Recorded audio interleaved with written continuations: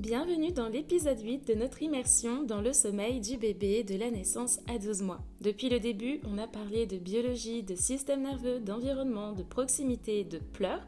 Et aujourd'hui, on va prendre un peu de hauteur. On va regarder le sommeil comme un processus évolutif qui commence bien avant la naissance. Et comprendre cette chronologie va permettre de remettre énormément de choses en perspective, tu vas voir. Mais attention, ce que je vais te décrire ici, ce n'est pas des cases rigides, mais uniquement des repères développementaux, parce qu'un bébé peut tout à fait traverser certaines étapes plus tôt, plus tard, différemment.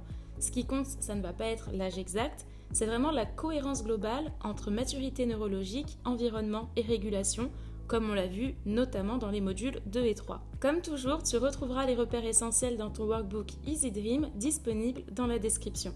Concrètement, dans cet épisode, on va avancer étape par étape. On va parler du sommeil in utero, soit dans le ventre de la maman, de la prématurité, de la naissance à terme jusqu'à 4 semaines, puis on parlera des périodes 1-2 mois, 2-4 mois, 4-6 mois, 6-9 mois, 9-12 mois et le lien entre acquisition et sommeil qui est très important à bien comprendre. On commence tout de suite avec le sommeil in utero, avant même la naissance. Dans le ventre de sa maman, le fœtus va déjà présenter des alternances d'étapes proches du sommeil actif et du sommeil calme, donc des cycles qui sont déjà bien présents, mais qui sont encore très immatures. Et un détail que beaucoup de parents découvrent après la naissance, le bébé est souvent plus actif la nuit dans le ventre et donc plus actif la nuit les premiers jours de vie. Parce que la journée, les mouvements maternels, quand le bébé est encore dans le ventre, vont avoir un effet vestibulaire apaisant. C'est d'ailleurs pour cela que les bébés aiment les mouvements et que l'on recommande les bercements en balancier de gauche à droite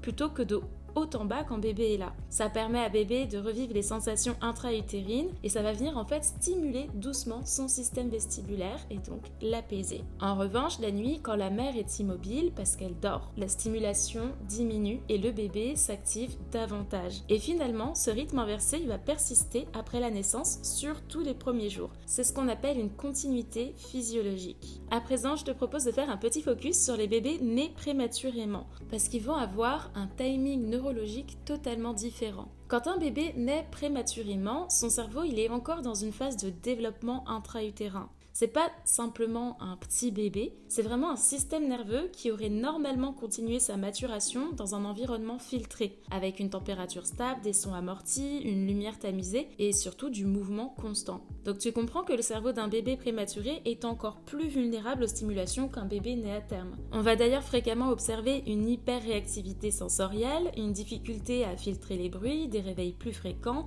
une fatigue plus rapide, des fenêtres d'éveil encore plus courtes que la moyenne et surtout une régulation plus lente et un besoin de corégulation beaucoup plus important. Le système parasympathique, qui est le mode zen, celui qui apaise, est aussi beaucoup moins mature. Donc la corégulation, encore une fois, reste très essentielle et c'est d'ailleurs aussi pour ça qu'on va préconiser beaucoup de peau à peau. Et pour les bébés prématurés, on raisonne toujours en âge corrigé. Un bébé qui naît par exemple avec 2 mois d'avance va pas avoir un cerveau de bébé de 4 mois à 4 mois chronologiques. Il va avoir un cerveau de 2 mois corrigé. Et ça change absolument tout dans l'interprétation de réveil. Parce qu'en fait, c'est pas un mauvais dormeur, c'est plutôt un système nerveux qui suit son propre calendrier. En gros, un bébé prématuré n'est pas en retard, c'est qu'il a un décalage neurologique et l'environnement va jouer un rôle encore plus déterminant. Maintenant, on va pouvoir parler des bébés nés à terme et de ce qu'il va se passer les 4 premières semaines. On est vraiment sur un chaos en général, mais qui est tout à fait normal. Parce que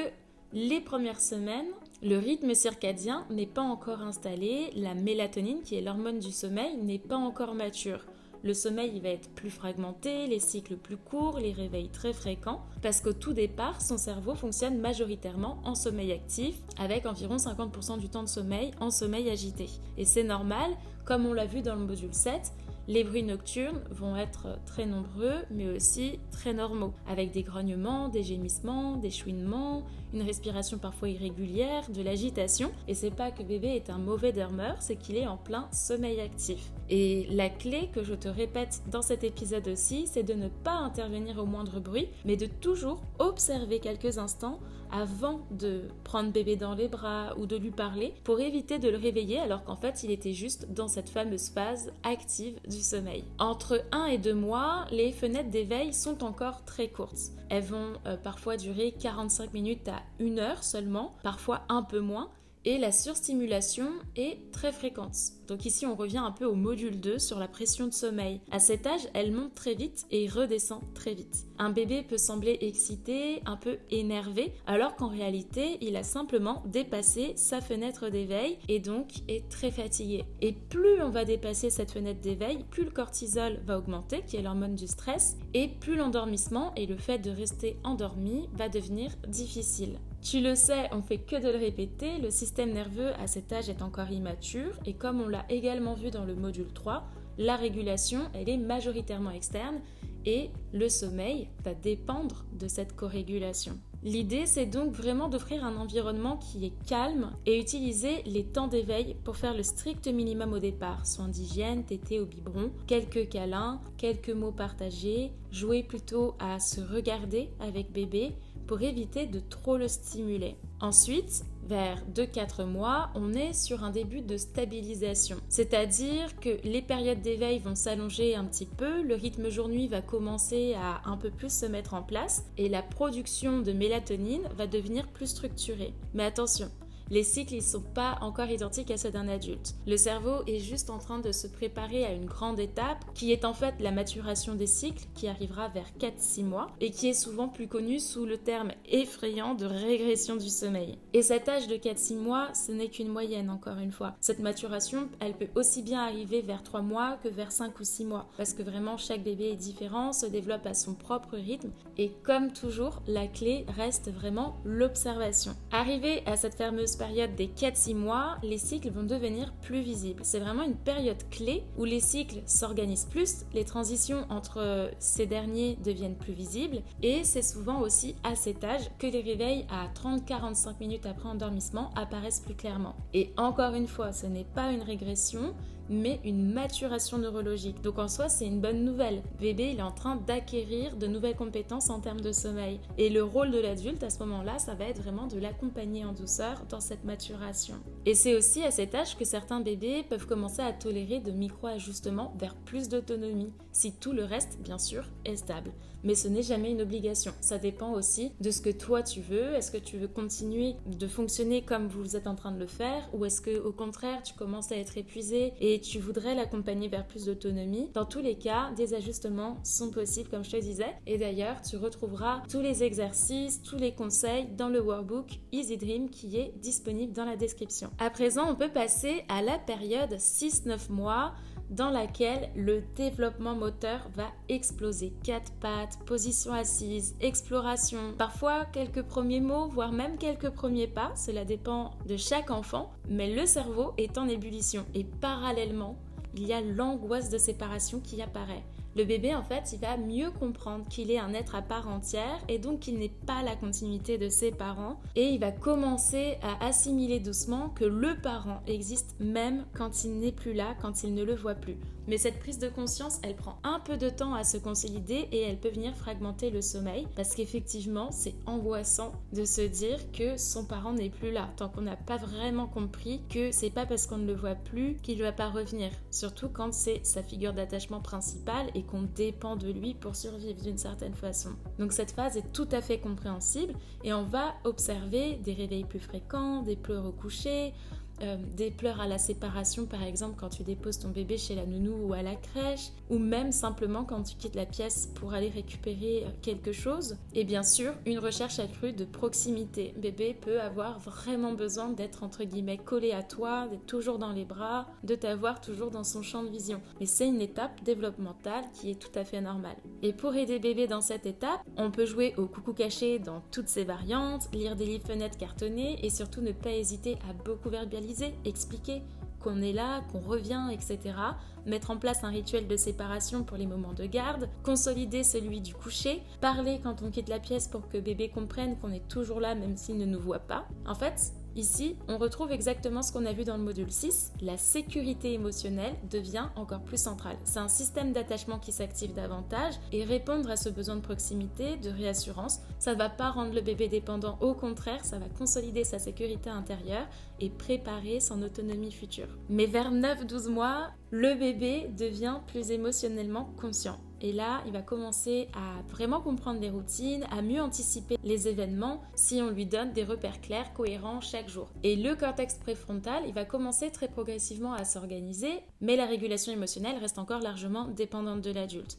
Les grandes émotions vont commencer à prendre vraiment plus de place et ça peut se refléter dans le sommeil, cette petite intensité qu'on va ressentir dans cette tranche d'âge de 9-12 mois. D'autre part, les grandes acquisitions, station debout, premiers mots, marche, etc. selon où en est ton bébé dans son développement moteur, peuvent à nouveau temporairement perturber le sommeil. Donc c'est pas une mauvaise phase, mais une phase de croissance neurologique. Et c'est souvent aussi à cet âge que les parents vont encore plus ajuster les rituels, les micro-ajustements, etc.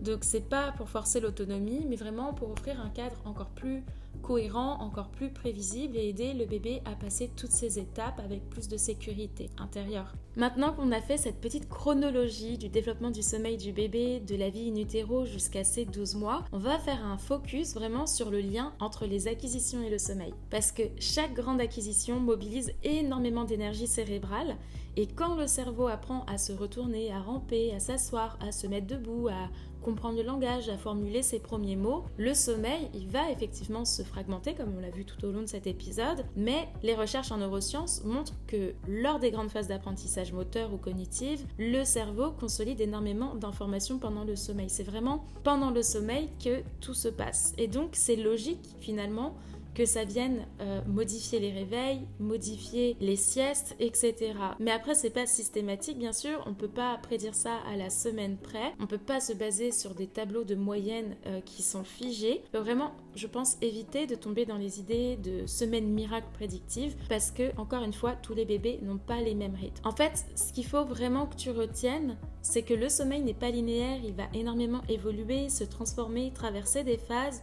On peut avoir l'impression que dès que tout se règle, tout est à nouveau bouleversé très rapidement, mais en réalité, c'est simplement que ton bébé est en train de grandir et de construire un sommeil plus solide, plus serein. Et de la vie in utero à 12 mois, il va se passer plein de nouvelles étapes qui sont normales, même si elles peuvent être vraiment intenses. Parce que le sommeil évolue vraiment toujours en fonction d'où en est le cerveau. Et ce que tu vis, c'est pas forcément des problèmes, c'est souvent simplement lié au développement et il existe encore une fois des clés pour traverser ces phases avec plus de douceur. Avant de chercher une méthode, de vouloir ajuster, demande-toi toujours: ok, mais là, en ce moment, mon bébé, il est dans quelle phase de sa maturation? Parce que quand tu comprends la chronologie du sommeil, où en est ton bébé exactement grâce à tes observations, grâce à ce que tu apprends quand tu te renseignes, ça permet en fait de sortir de la panique, de l'impression de ne pas y arriver ou de tout mal faire et vraiment d'entrer plutôt justement dans cette observation. Dans le prochain module, on va parler de pression de sommeil, de rythme et de régularité et tu verras que tout s'imbrique parfaitement, tout est lié. En attendant, tu retrouveras ton workbook avec tous les repères, les grilles d'observation et les exercices d'application